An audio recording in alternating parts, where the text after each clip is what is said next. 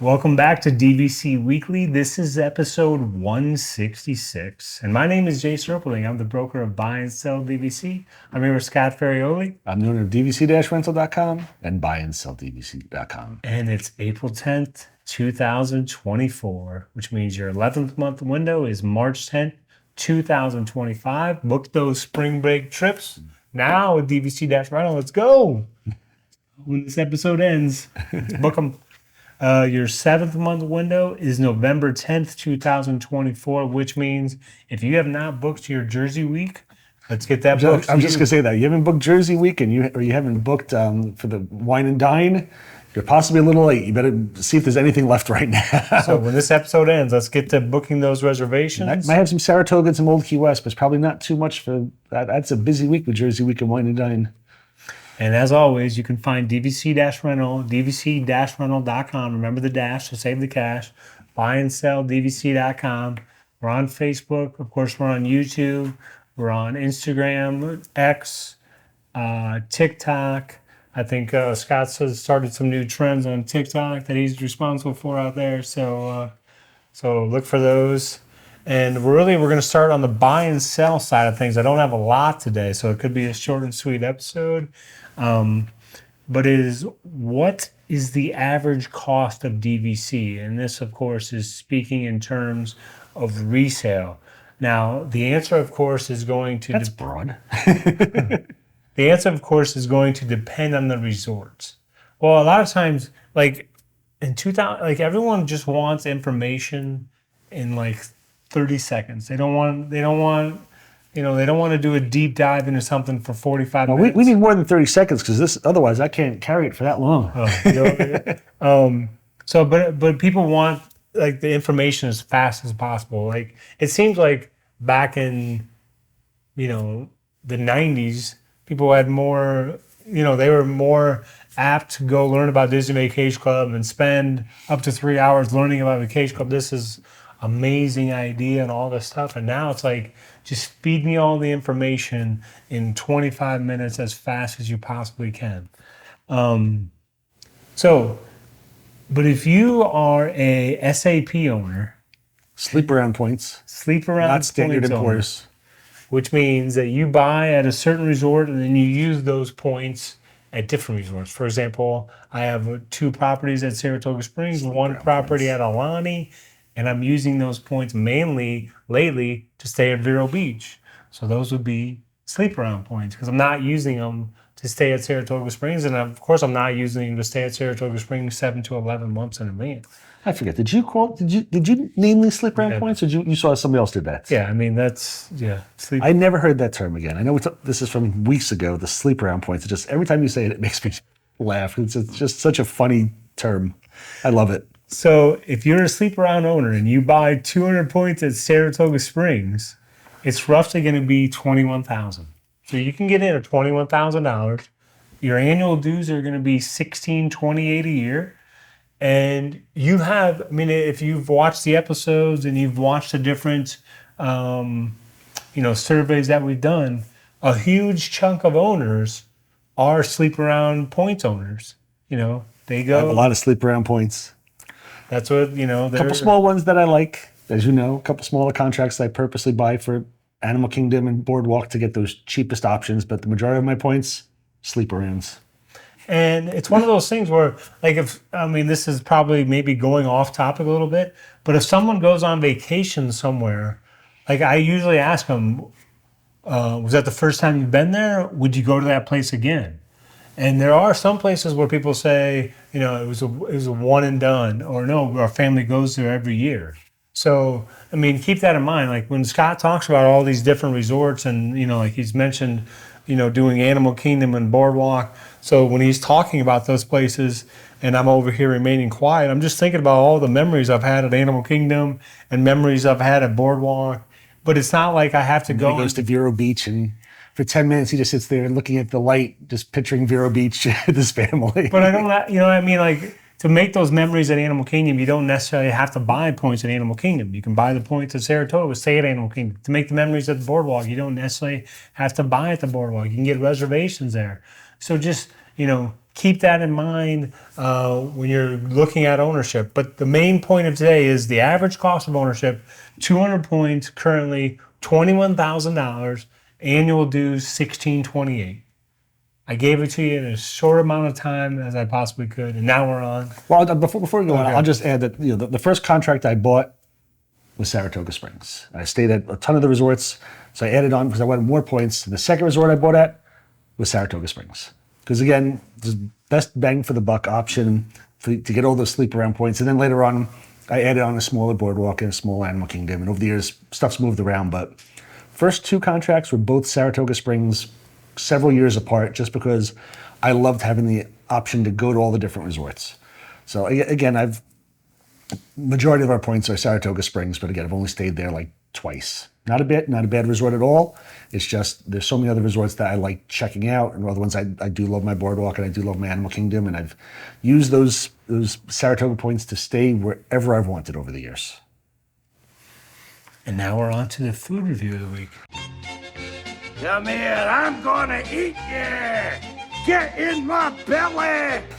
So for this food review, I am done with amarettes. Thank goodness. I think everybody's sick of hearing me talk about amarettes. But this one is another review from our actual food expert, Debbie Allen, who works for the DVC-Rental team. And she is much more of a foodie than me, and she gets to try out all these fun places. For this one, she went over to the Figments Inspiration Station at the Odyssey Pavilion, and she tried at Epcot, and she had the rainbow cake with freeze-dried Skittles, bite-sized candies on it. This offering is for Epcot's Festival of the Arts. It was $5.50. She said she felt that the portion of this cake was almost on target with its pricing. I love this here. She said, I think $5 would have been a better price. So Disney, you were 50 cents over on that price, according to Debbie. She said, however, not too expensive for festival offering. This cake was very moist and flavorful, just a fun cake to eat. The freeze-dried Skittles, which for the record are like all the rage right now on TikTok and social media. Everybody likes freeze-drying candies, especially Skittles. But she wrote the freeze-dried Skittles that were on there were a bit odd though. She ate one and that was enough for her. She did not care for the texture on it. She would have much rather had regular Skittles. Overall, she gave this an 8.1. Nice. So she enjoyed the cake. I'm not sure if she would try it. She didn't put on here whether or not she would try it again. But truthfully, every time she goes, she tries so many different foods. I doubt she would ever try this again just because she wants to move on to the next thing and try something else. And I've joked around that when I become an adult, I want to be Debbie, because she goes out and every time she comes down here, there's a couple restaurants per day, trying all these different things. She lives her life when she's here. She kills it. So we love Debbie. I have not tried this freeze-dried Skittles stuff. I did not either. And then I have to check this out then. So now we're on to the DVC-Rental side of things. So I'm coming back. I'm brought all the way back kind of full circle here, because in our group the other day, in the resales group, I saw someone ask what renting DVC points is. So apparently they are not watching our videos or checking out a lot of stuff in their group itself. I guess they must be really, really new. They want to know what renting points is. So what we do is we match up Disney Vacation Club owners with Disney families who are looking to save on their next Disney vacation. Everything is booked in your names for you. You don't have to pretend to be a different family. You're just staying as their guest. And you get treated like every other guest on property, except you don't get daily mousekeeping. So one of the ways that Disney Vacation Club members save a little bit of money on their maintenance fees is that, again, you get trash and towel every day. You do not get regular housekeeping. They won't come and clean your room, make your bed, stuff like that. You can pay extra to have it done if you really, really want it. Truthfully, honestly, when I go on vacation, I don't want people coming in my room. I still remember that one of the first times I stayed at Pop Century, right after I got married. I guess in my sleep I had taken off my wedding ring, and I forgot to put it back on, and I went to Epcot that day, and I wasn't sure where my wedding ring was. It was probably like in the bed or something like that, and I called housekeeping. I said, please don't clean my room. My wedding band is somewhere in there. And I came back to the hotel, and they had cleaned the room, and I contacted, we were talking like the manager, and they were trying to find it, and I guess they had several housekeepers. I was told they had several housekeepers who were going through the laundry trying to find my wedding ring. Like, they were trying to be very, very helpful. But turns out my housekeeper on duty came back and brought the ring in a little bag. And her response was that, oh, I sucked it up with the vacuum and I didn't want anybody else to get it. So I just took it to protect it and didn't tell anybody, didn't notify me, nothing, just pocketed my wedding band. And then when I said, hey, my wedding band's missing, she brought it back. So I don't want people in my room. Normally when we go, we have cameras, we have laptops out. My kids have, their stuff, there's phones. I don't like having housekeeping in my room anyway. So truthfully, I don't care that there's not housekeeping every day because I normally put the do not, any hotel I get to, even non-Disney, I get there, I typically put the do not disturb sign out there as soon as I get there, and I'll only take it off if I really need extra towels or something else because I don't want people in my room. And and I will add to, it's 2024. I've rented, like a stay at a house many times, and they don't, I think a lot of people are used to that now. Like if you rent a house, you're not going to get daily housekeeping every day. You don't even get anything. You have an instruction of when the trash has to be taken out, the recycle has to be taken out. So I think a lot of people, these days are kind of used to that and how they vacation. Yeah, I just went back in my head to before when I lived in New York. I was working in the city, and I was renting rooms to like a coworker of mine, not a guy I was close with. It's a guy I knew who's on like the sales team, and I booked him a 1-bedroom. I remember exactly. I booked him a 1-bedroom at Bay Lake Tower, and it was saving him like $600 a night or $700 a night or something like that. And then his wife found out that there wasn't daily housekeeping, and it was like a big issue. And I was like, you're saving $700 a night. You're worried that the room's not being cleaned? And they said, my wife does not want to clean anything on vacation and the kids make a mess. I think they ended up adding on and paying for the house cleaning. But it was just like, I just remember it being like a big, like it was a huge concern. And I was like, really? You're saving all this money and now your wife's really upset that there's nobody coming in your room every day. To each his own, I guess. So I went off on a tangent here, back on track. So jumping right back in here is that typically, like I just mentioned with the savings, most renters typically save now between 40 and 70% off Disney's prices. At our regular price point, we're typically probably about 40 to 50% off, but a lot of these discounted deals that we've had, it's now like some of them have been like up to 70% off Disney's prices. When you book the room with us, everything links up on My Disney Experience. Again, everything's under your name. You're not pretending to be anybody else. Disney knows that you and your family are coming. It's on your My Disney Experience. We can do it for you, or you can book your own tickets directly through Disney. Again, there's no fee for us to do it for you. And again, everything will link up right on your My Disney Experience, just like you're used to. If you have Magic Bands, everything will still be on your Magic Band, just like you're accustomed to.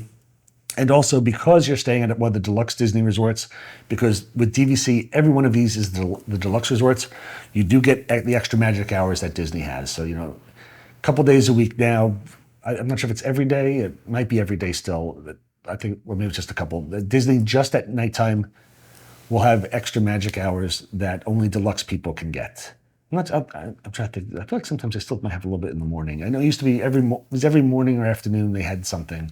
I think now it's just evenings. But again, whenever Disney has extra hours where only people staying at the deluxe resorts can get into, because you're staying DVC, you can stay at the parks late or get in early and get that extra time before it gets too crowded, where only deluxe people can stay and ride the rides. So some great options. Top resorts, less expensive, bigger rooms, extra time in the parks. I would say it's a no-brainer because, again, if you stay in one of the value rooms, it will probably be less expensive than the deluxes. But again, there were times recently that I saw that we had an Animal Kingdom for sale and a Boardwalk for sale, and it was old Key West in Saratoga, and it was less expensive than Pop Century or the All-Stars for that night because Disney's prices have gone up, and it was discounted rooms. We were less expensive than the values, and you get so much more. So that's all. Should I bring up a controversial topic to end it or not really? Didn't last week we were going like this and I was riding high and then you got me? I think that was last week. Yeah, you got me. What controversial topic would you like to bring? I just want to say, and I want to say the word, you're always going to be able to run out your points. Mm-hmm. There was a big discussion, members, Disney cracking down on members renting out their points. And to me, you're always going to be able to rent out your points. I mean, that's it's just, I want to say 10, 12 years ago, they had the thing where you weren't allowed to do 20 reservations per membership number in a year. And I feel like Disney talked about it and people talked about it for like 6 months. And then after that, it was, nobody even touched the subject again. And now it's like people are talking about it again. And I'm just like, it's just not going to happen because first of all, you don't have a lot of people that are. You have to have a lot of points typically to have 20 reservations per year, unless you're booking little one-night stays. But basically, you have, John Doe that owns X amount of points, and 1 year he's not going to use his points, and he rents out his points. That's majority of what people are that are renting out their points. It's the 1 year when they're not going because their son made it to the travel ball championship and they couldn't go. Yeah. We do have DVC members who come to us every single year, and I will say we've done somewhere close to probably 20,000 reservations. Once we had a DVC member get a letter that just said like, "Hey, you've gone over your allotted 20 reservations. Like, don't do it again." And again, that's 20,000 reservations. And we've had members since then do well over 20 reservations, and there's been nothing. So every now and then you'll hear talk that Disney's going to start cracking down on stuff, which they could possibly, but again, 99.9% of the 99.99% of the people are not going to hit 20 reservations a year. You have to have thousands of points probably to hit that. And even so, Disney has not done anything previously, or if it's, every year we have it with our company, with our own personal points. Sometimes we'll come close to that and just go only book 200 point stays. We won't do small ones just because we don't want to get close to that 20 reservations. So we'll just book larger reservations. It's not a big deal at all. Plus, it really, the rental market helps Disney Vacation Club. These people, a lot of time, I don't know what the percentage is, but these people that rent points turn into members, whether it's they buy resale or whether some of them buy direct. I can't tell you how many of our renters have come back years later, not even saying a word to us, but all of a sudden they'll fill out a form saying they want to rent their points. I'm like, what the heck? I'm like, apparently they bought now, so they've become owners. So you're absolutely correct. It's like test driving a car. They sit there, they rent the points, they go, hey, this works for me, and then they buy the contract. So it's free advertising for Disney. Right. And then, I think what it is if you go back to say 1999, 2000, 2001, when you had a chunk of people that were not, you'd skip a year of going on vacation for whatever reason, and you didn't have access to rent out those points, that would free up all this availability. So was it easier for you to get reservations 5 months in advance because a certain percentage of people were just letting points expire? Absolutely. But now that you have like DVC-Rental helping people out, does it make it more difficult for you to get reservations? Yes, because you have more people utilizing their membership, which is what you want. You don't want to have a huge chunk of people not using their membership. I used to work at a gym back in 1998, and someone would join the gym and you'd take a picture, and then it would take like 3 days to process their membership card, right? There would be a box of, say, 200 cards where people never even made it to the third day to pick up their membership card. So, the gym is selling all these memberships, but you're still able to get all these, on the machines that you want because people weren't utilizing it. To me, it's the same thing with Disney Vacation Club. Yeah, if you don't have people utilizing your points, it's easier to get availability. But if you have everyone utilizing your points, it's still a good thing. So, I just want to say that it's never going to stop. There's companies out there obviously that do what we do, but there's a lot of people who just also rent them out on their own. So renting has become much more common. I'm sure back in 1999 or so when there were no rental companies and regular DVC members weren't thinking about renting stuff, or it wasn't as easy to do it as it is now. Now with Facebook and places where you can advertise that you've got points to rent out, it's become a lot easier for people to recoup their costs. We have a DVC member who's been with us for several years now. When he first came in, he said he unfortunately he got sick. He hadn't gone to the parks in 8 years, and for 8 years he just let those points die every single year.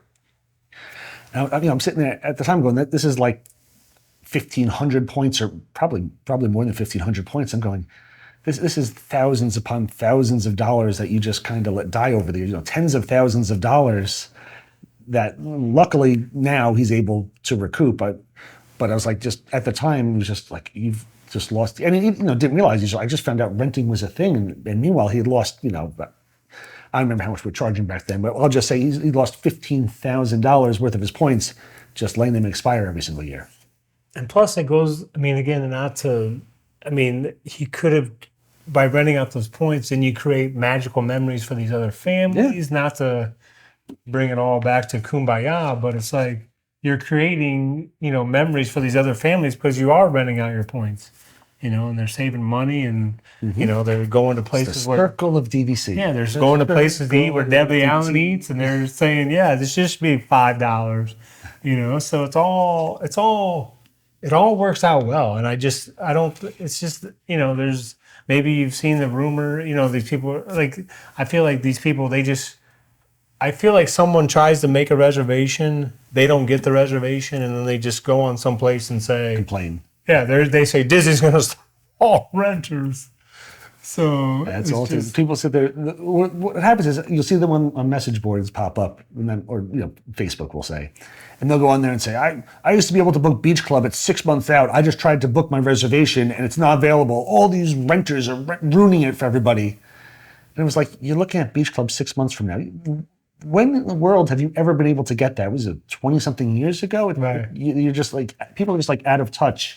And then when they don't get their way, it's just like, I need somebody to lash out at. Exactly. So that could be all, renters who are on there. It could be rental companies. It could be anything. They want to lash out somebody because, they didn't win. That's it in a nutshell. We got to end on that because that is it in a nutshell. If they don't win, then they're lashing out. Yeah, and the excuses of why they didn't know. I should have been able to win, but I wasn't able to because this must have happened behind the scenes. Yeah. Hopefully you enjoy the show. Give us a like, give us a follow, share it with your friends, and leave us some comments. If you want to leave us comments for future topics, let us know. Someday we should have a guest on here via Zoom or something where they can. We've had several people reach out to us that said that they would love to be a guest via Zoom, but honestly, I'm not sure how to even do that. It's not hard. I've been on so many different shows and everything that like you go with, I'm sure we could set it up.